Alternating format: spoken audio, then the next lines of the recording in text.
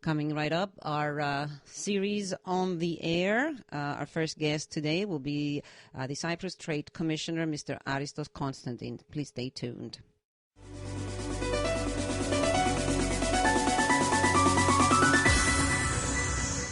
On the air, a variety news magazine series with interviews, commentaries and audience participation.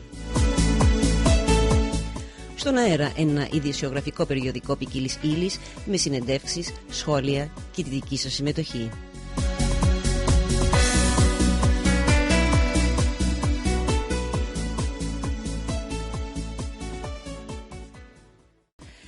And our first topic, as already announced with Mr. Aristos Constantine, will be the financial crisis in Cyprus.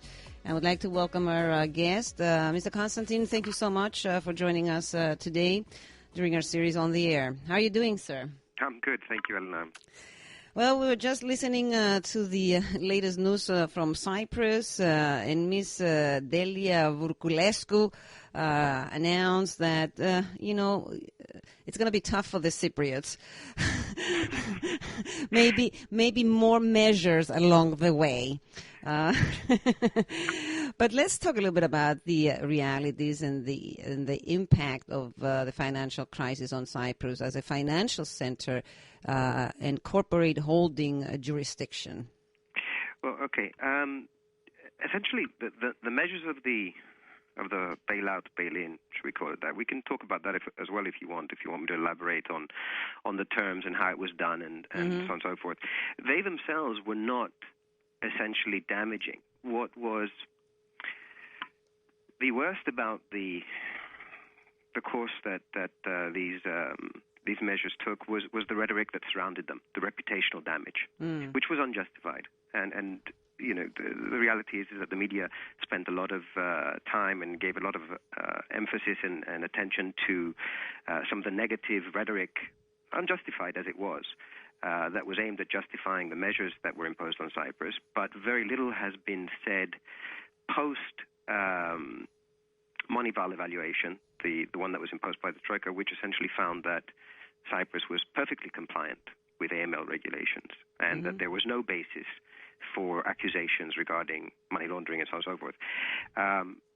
The reputation is everything in financial services. Yes. The truth is that the bail-in, bail-out measures haven't fundamentally changed the appeal or the benefits that Cyprus offered international investors as either a corporate holding jurisdiction or an intermediary investment jurisdiction or any of those areas. But the reputational damage really did us a disservice. And an unfair one.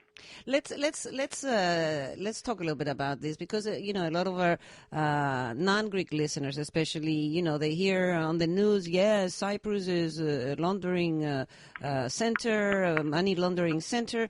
Let's talk a little bit about this because we need to enlighten people because this is so unfair and so unjust, as you just mentioned, and it's a very small country that depends on investments, and they truly damage the reputation of the country and are hurting the country's recovery. So let's just set the record straight. Let's start with that. All right, let me try and do that to the best of my ability. Yes. You're right, though. I mean, the accusations and the irresponsible statements that were made by officials and the media within Europe and outside Europe were tremendously damaging because they threatened our bread and butter. The services industry is 80% of Cyprus's economy. So to do that, in my mind, is grossly irresponsible without having a basis on which to justify those accusations.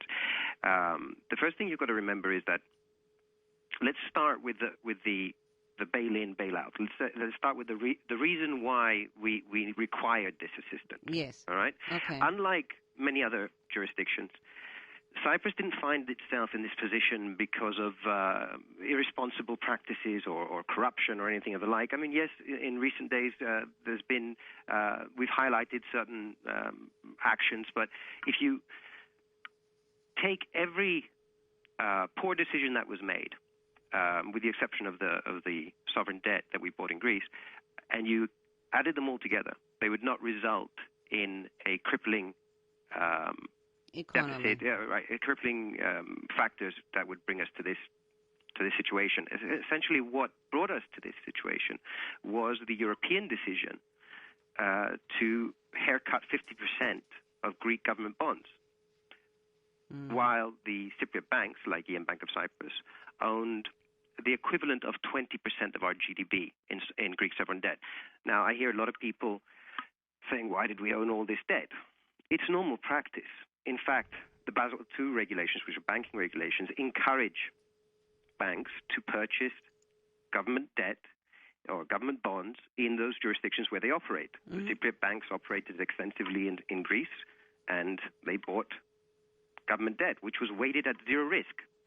Now, when the European Union came in and decided to haircut those bonds at 50%, the loss on the face value of that debt was about 75%. So there was absolutely no way that the banks themselves were going to be able to sustain that kind of a hit and continue operating as if nothing had happened. Now, am I saying we were without fault? No. We should have taken measures. We should have taken action sooner. We delayed. We compounded the problem, without question. But the point I'm trying to make is that the situation we find ourselves in was not one of our own creation. Right. Let me just reiterate, on a telephone line this hour during our series On the Air, it is with great pleasure that we have with us Mr. Aristos Constantine. He's the Cyprus Trade Commissioner in New York, and we're talking about the Cyprus financial crisis.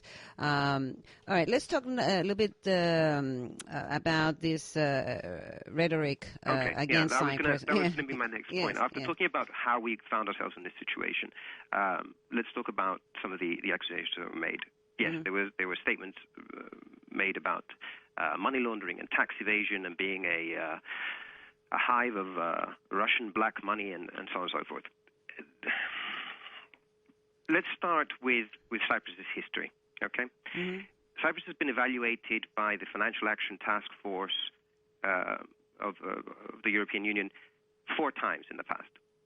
And each time it was found to be completely compliant. I mean, forget the fact that we're on the OECD's white list. We're ranked number 29 on the Transparency International list. Forget all that. Just on the European evaluation.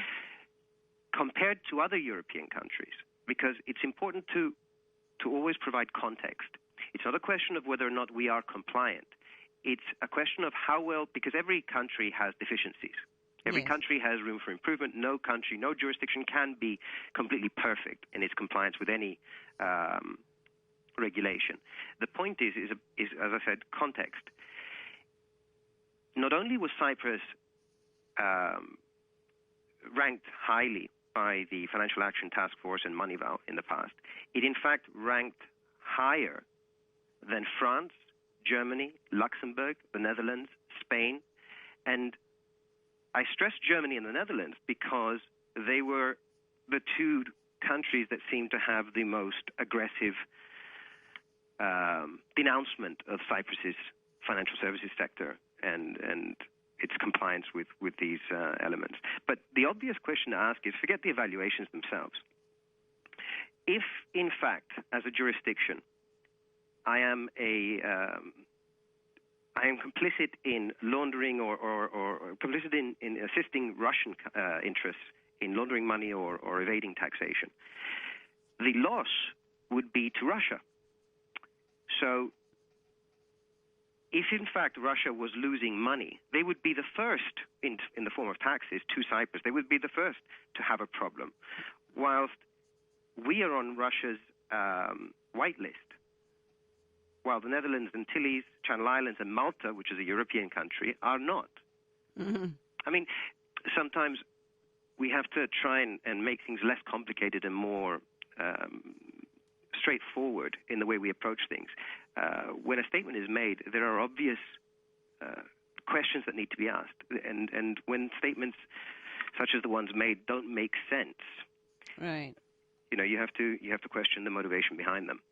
And let's talk a little bit about this motivation, because since, Cyprus was in the clear as far as the European Union is concerned, then you have these countries making such horrific statements against Cyprus, which are unfounded and untrue. So this was done purposely, right?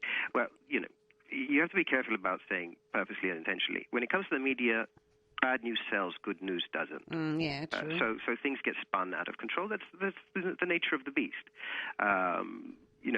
Positive statements are generally overlooked. Negative ones are amplified.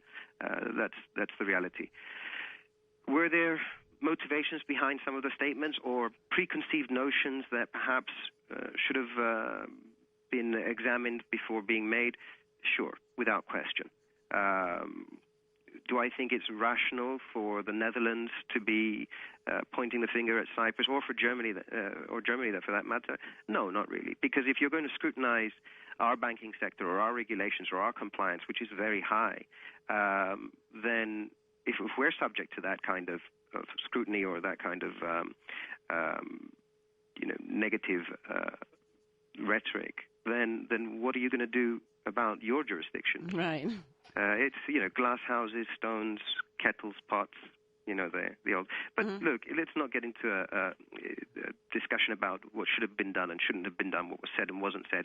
If you've noticed, things have quietened down because the truth in the end comes out. Yes. And the fact is that most people are very impressed. I was actually having a conversation last week with a large investment firm, and they were very surprised at how quickly things settled down in Cyprus and how business is going on as usual.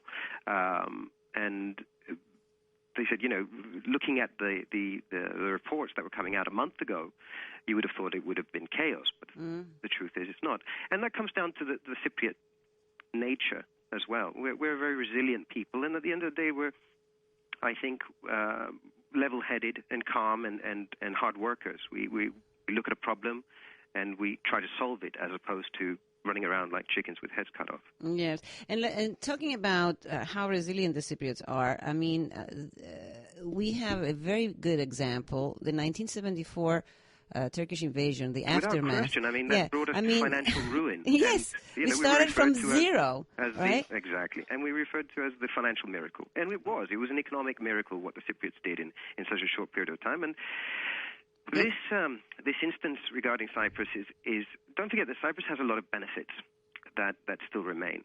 I don't know if you want to get into it as to how and why Cyprus operates the way it does.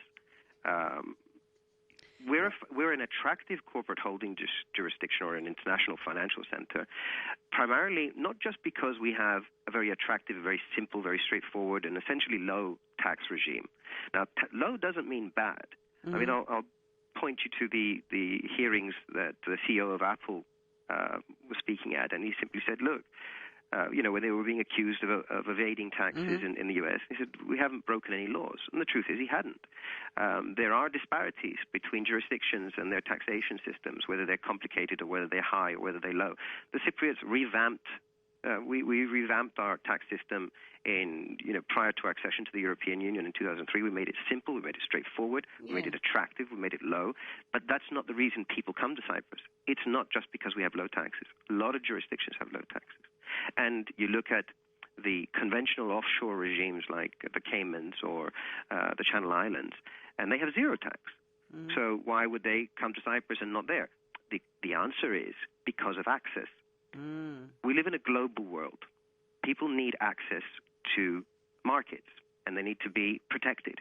And Cyprus has tax treaties with over 47 countries, plus the EU Parent Subsidy Directive, which covers the entire European Union, which means that international companies that want to do business, either non-EU countries that want to do business in Europe, or EU countries that want to do business outside of Europe, or even US countries that want to do business in other jurisdictions, use Cyprus as a corporate holding center where they set up their subsidiary companies and they operate so that they have protection under our tax treaties.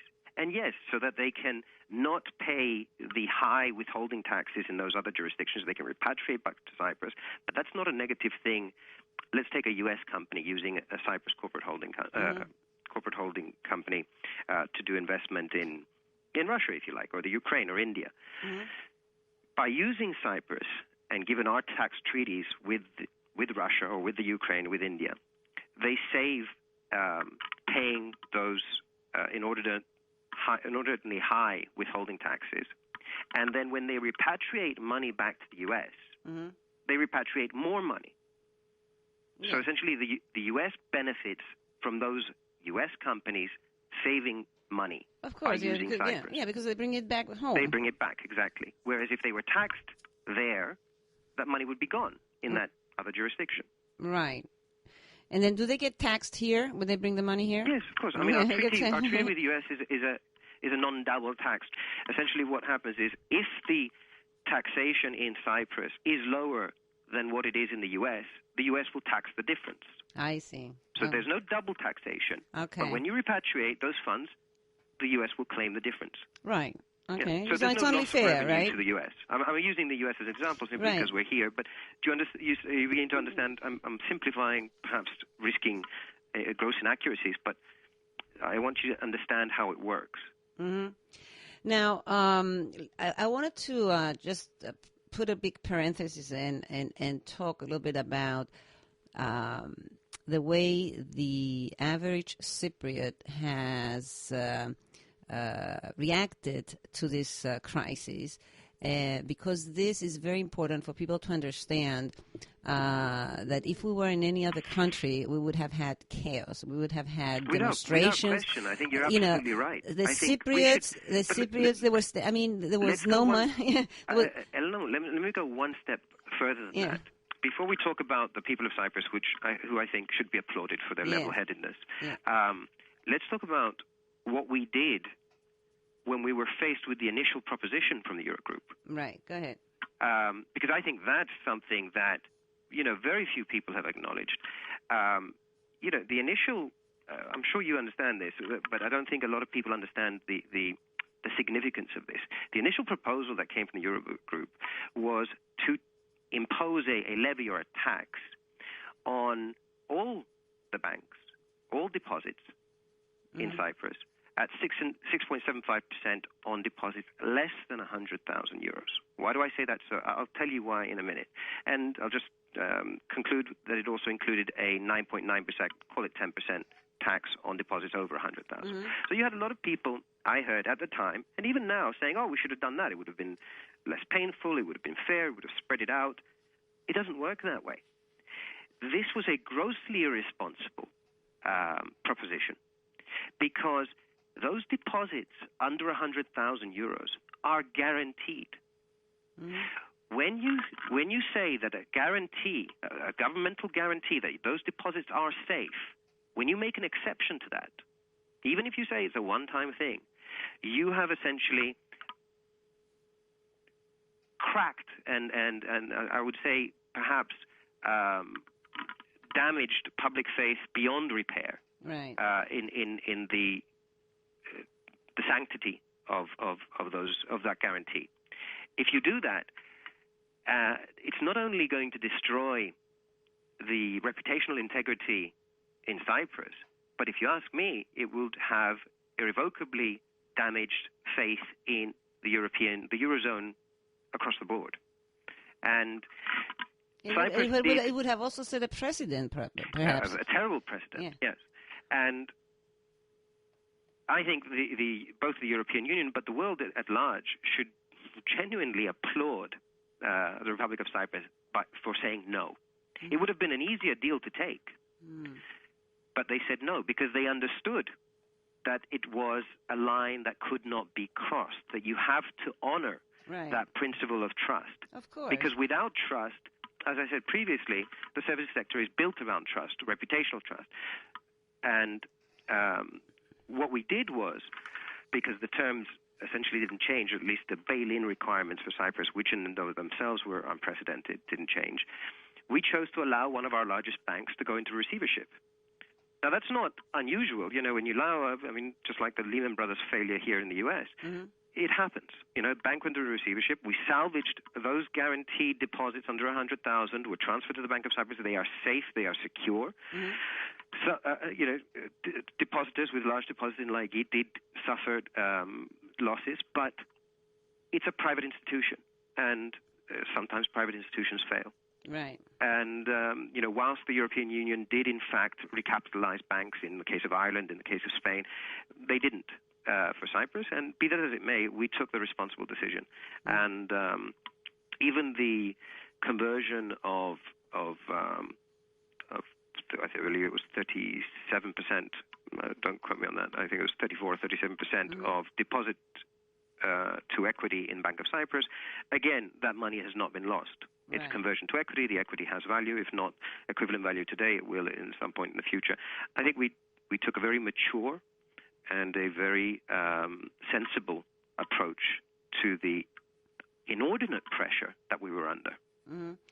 Now, and of course, as I said earlier, the people of Cyprus, they were very calm, although there was no money in the bank, and they had to stand on line for hours and hours. There was no riot, nothing, and they're still, working very hard, to get over this. Now,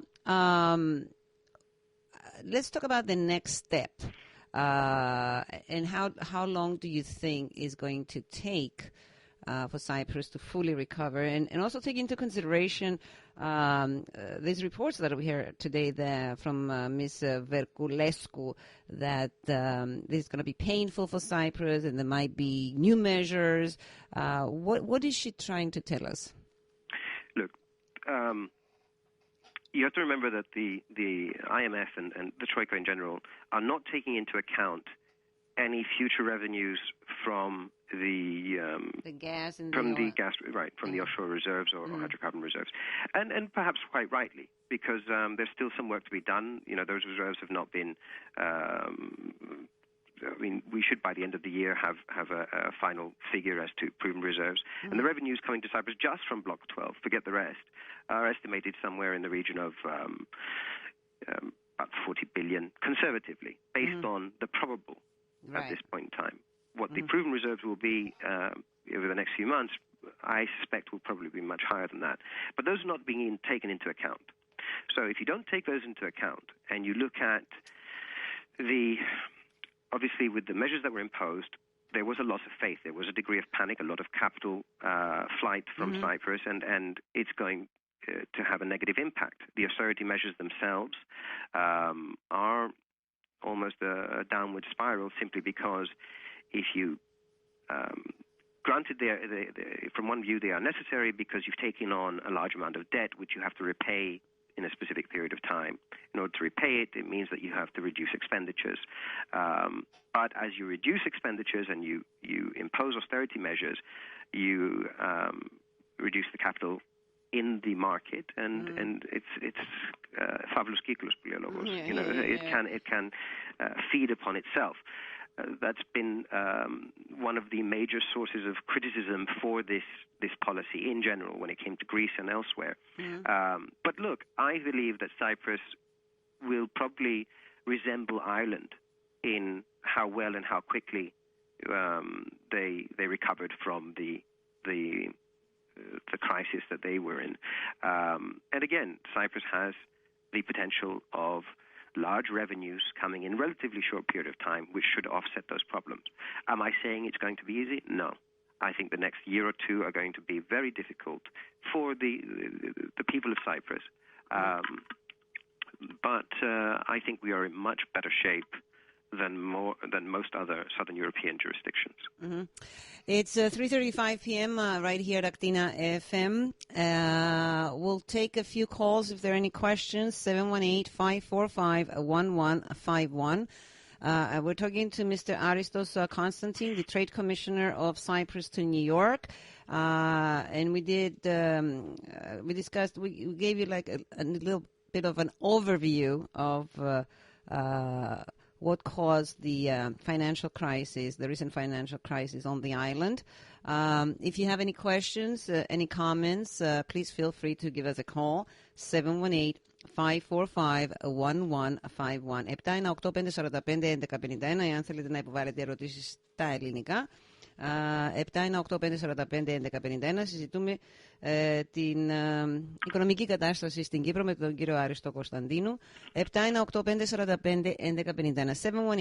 718-545-1151 is our telephone number right here at AktinaFM if you have any questions or comments. Until we get a call, what else would you like to stress to our discussion today, Mr. Constantine? Well, you know what? Beyond we're talking about financial services. Let's not forget that Cyprus has a lot of potential for growth in other sectors. And to be perfectly honest, sometimes with every negative there is a silver lining. And I think in the case of Cyprus, the crisis was to a certain extent a wake-up call that we need to be aggressive and fast. And as a small nation, we are dynamic, we are flexible. But we've been doing very well for a very long period of time, and sometimes you get a little bit comfortable and a little bit complacent. And this is you know, the one positive is that you see a great deal of emphasis on growth and pushing new sectors. And even when we're talking about the energy sector, it's not just about the reserves. Cyprus, given its geographic location, given its strength in the shipping world, and its low tax regime, can quite likely play a pivotal role in many other peripheral areas related to energy. A lot of people don't mention the fact that Vitol has built a storage facility for refined products in Cyprus. I believe it's to the degree of 8 million barrels, which is a very large storage amount in the southern Mediterranean. And it provides many other opportunities for us to expand the industry. Because there are, beyond just the physical supply, there are many other areas that relate to the energy industry that Cyprus can play a very important role in. And those are industries that will provide jobs, that will provide additional revenues. I believe Cyprus has a great deal of potential in that general area. But beyond that, as I said, shipping is I don't think many people understand how large the shipping sector is in Cyprus. We are the 10th largest shipping jurisdiction in the ship management jurisdictions in the world, and the third largest in Europe. And our merchant fleet alone accounts for about 12.5% of the total EU fleet. And we also have the tourism industry, which is very high. Without question. I mean, sun and sea is you know, a free commodity that we have plenty of. And again, even in that industry, I think the impact of the financial crisis has had one positive effect in that, again, when you're doing well and you're a destination of choice, you become a little bit complacent and you don't push for growth as hard as you should, perhaps. And we see a great deal of emphasis now on reinvigorating that industry and making it more and more attractive. Yes. Dear friends, if you have any questions, any comments, we're talking about the financial crisis in Cyprus. This Mr. Aristos Constantine, the Trade Commissioner of Cyprus to New York, 718-545-1151. Again, 718-545-1151. It's a beautiful day out there, and I guess everybody's out at the festival, but I know people are listening. I wanted to ask you one more question.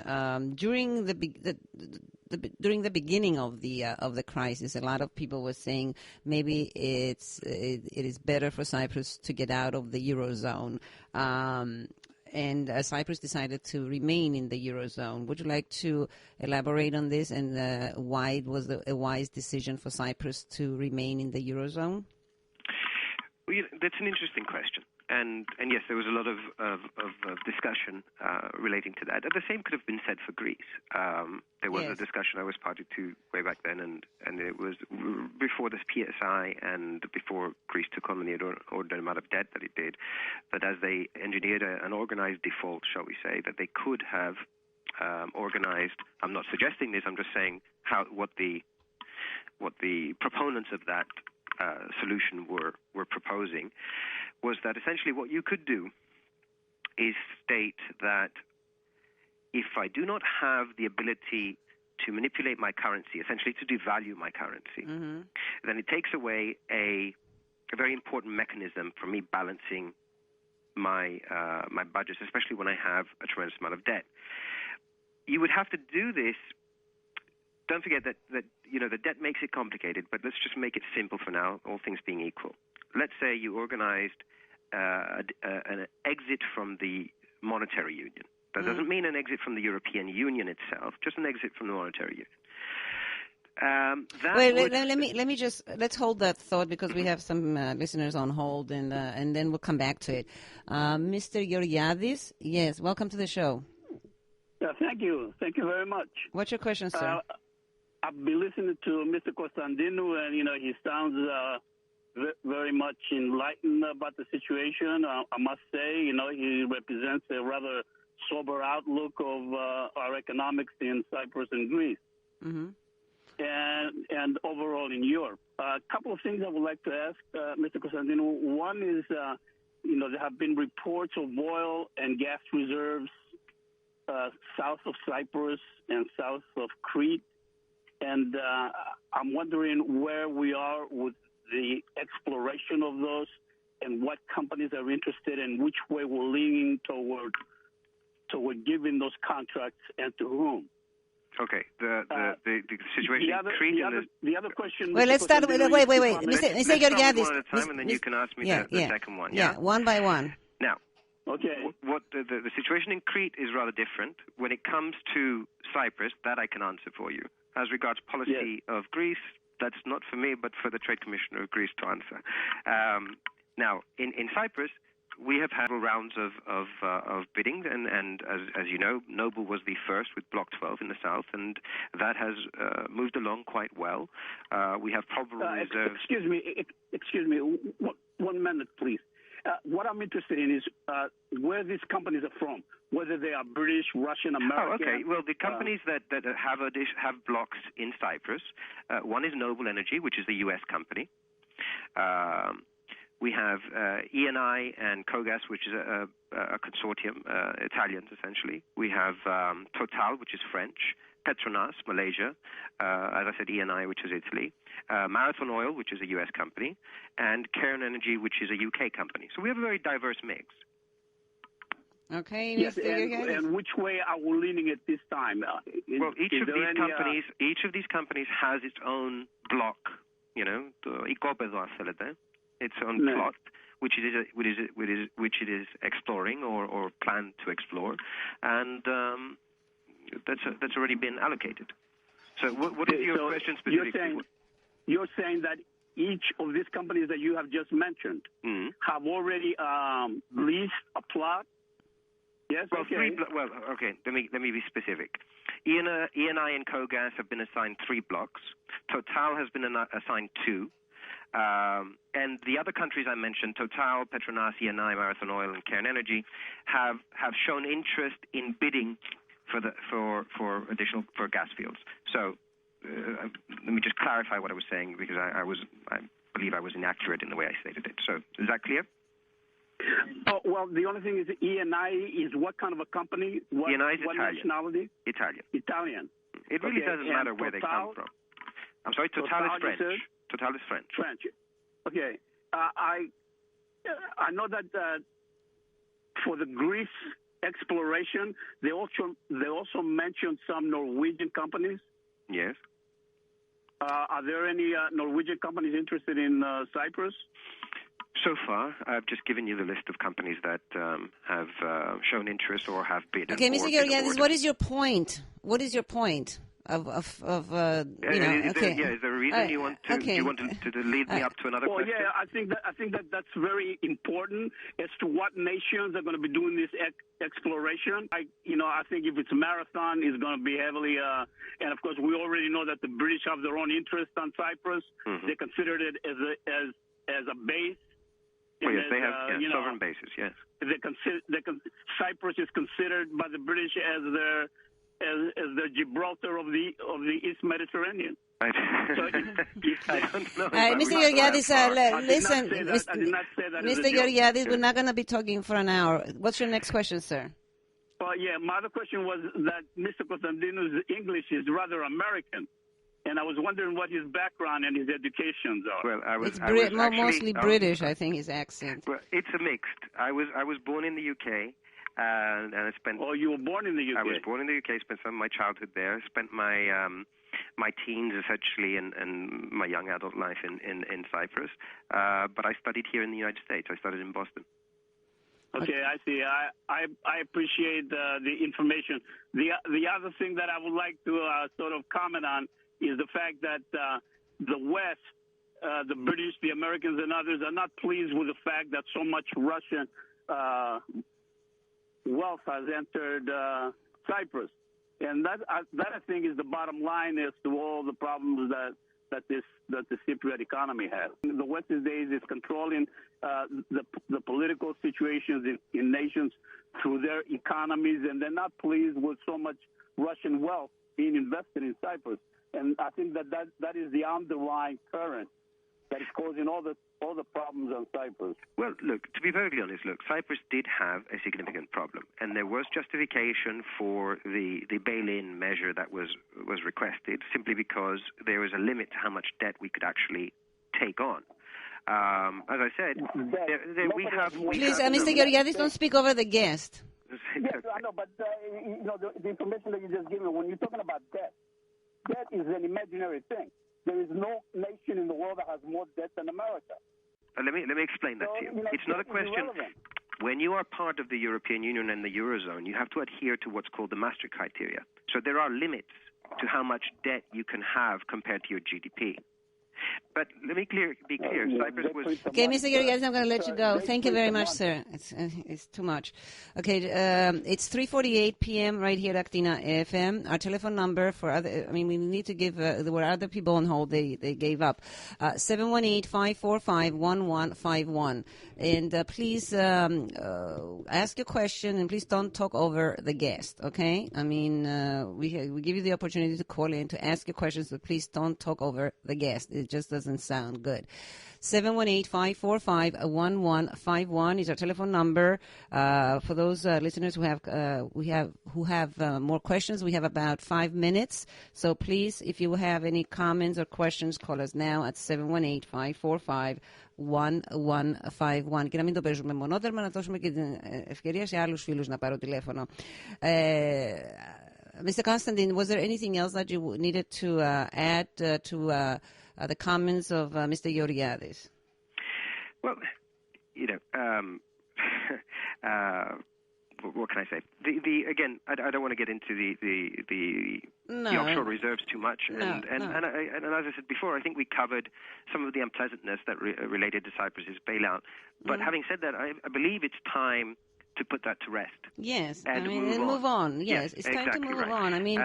We should not be lingering over and over what and why.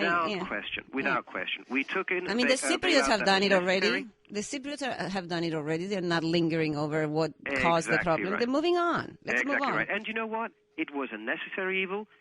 Perhaps it wasn't ideal. Perhaps it wasn't the deal we wanted, but it's the deal we took. And it has stabilized the banking sector. And it has given back confidence to the sector itself. Are the measures difficult? Are they going to affect people to a certain degree negatively? Yes, for a short period of time.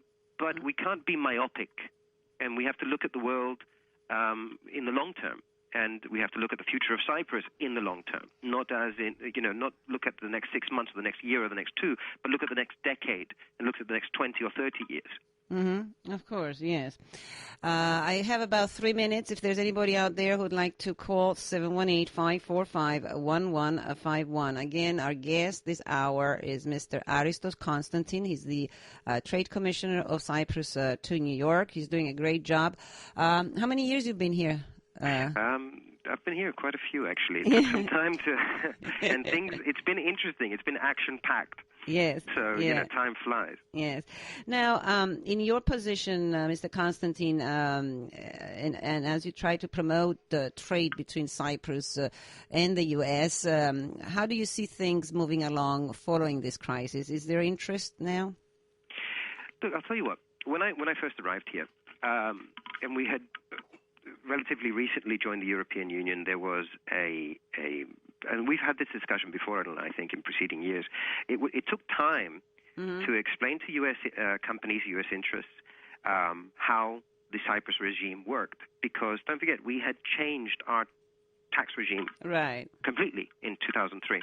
And after accession to the European Union, we suddenly became an appealing, or we had competitive advantages over other jurisdictions that the U.S. were comfortable or had been using for years before. And it takes time to explain to people and get them to be comfortable and to start shifting from where they were before and to using Cyprus.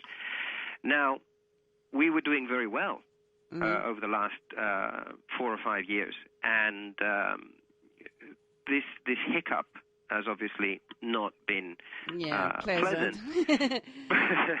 All right, let's hold that thought again. I have 2 questions. Briefly, tell me, before I take the caller, another caller called in. He was driving. He said, please tell him if it's safe to keep his money in Cypriot banks right now. I would say without question. Without question. Again, Laiki has gone into receivership. The positive assets have been put into Bank of Cyprus. All other banks, there are over 47 banks in Cyprus, I believe 47. They have not been affected whatsoever. Obviously, a lot of people are unhappy about some of the capital controls that were put in place by the central bank, restrictions on transfer of money and so on and so forth, but those are temporary and for the most part have been predominantly lifted. So the core of the matter is that it's safe to keep your money in Cyprus? Without question. Okay. Without question. In fact, given the measures that were taken, it has strengthened the banking sector inordinately. Okay, let's take Tom from the Bronx. Yes, Tom from the Bronx. What's your question, sir? Hi, Lena. Yes. Hello, Mr. Constantine. My question is this, that taking into consideration the amount of time that this hiccup occurred in Cyprus, I was just wondering and knowing, and they may have known this for a long time about the gas reserves and oil reserves or whatever in that area. Could this have been something that was artificially created, this crisis, or maybe not artificially created, but maybe brought up to a level that was to an alarm that really didn't need to be? Or is this? Well, I'll tell you what I wouldn't say that. I mean, I'm not a big advocate of conspiracy theories because I simply think that the world is not that organized. What I would say is this, that as I mentioned before, the PSI, the write-down of Greek debt, had a tremendous impact on Cyprus.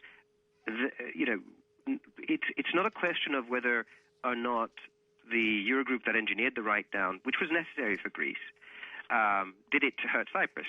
I don't think so, and I don't think anyone could make that assessment reasonably. We ourselves, however, should have taken note and been aware of how severely that would impact us. I think we were a little bit slow to take the necessary measures. That being said, it wasn't an easy thing to tackle, given that we were in that amount of debt. And we needed the bailout. So we had no choice on that matter. Yes. Without question. It was, and look, at the end of the day, people will only do to you what you allow them to do to you. Right. In that every nation's health is the responsibility of its own government.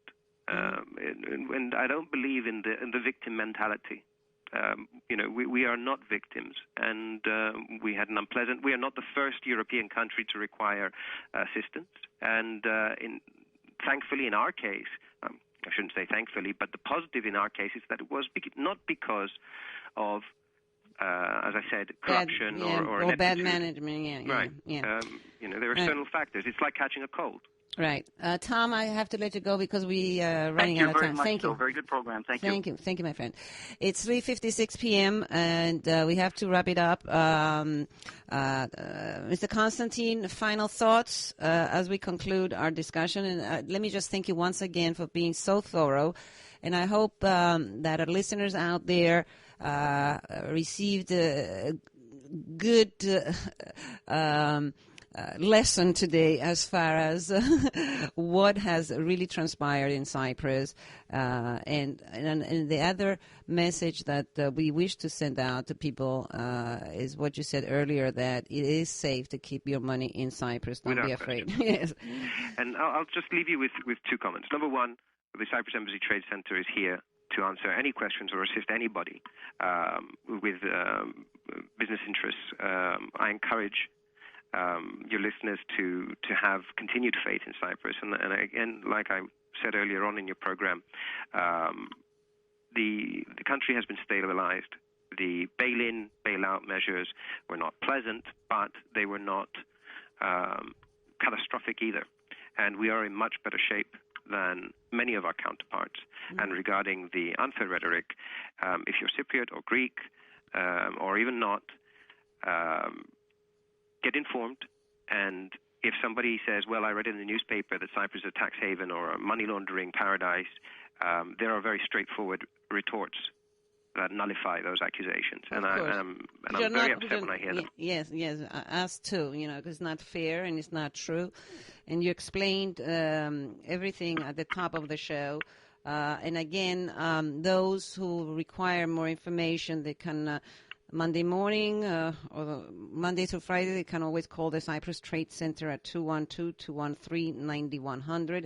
And again, we encourage everybody out there who would like to explore Cyprus and use Cyprus as a trade partner, take that seriously into consideration, and more answers can be given to you if you call the Cyprus. And I also encourage everybody to buy Cypriot products. If you like halloumi, now's the time to go buy it. Yes, of course, yes. All right. Yes, Mr. Constantine, thank you so much for the time you have allocated. I hope you had a good time. But before I let you go, I need you to tell us happy birthday, because Aktina is celebrating its 20th anniversary this year. My warmest wishes for a happy birthday, and many more to come. Thank you. All the best to you. Have a good afternoon. Care. Thanks. Bye-bye. Bye-bye. Bye.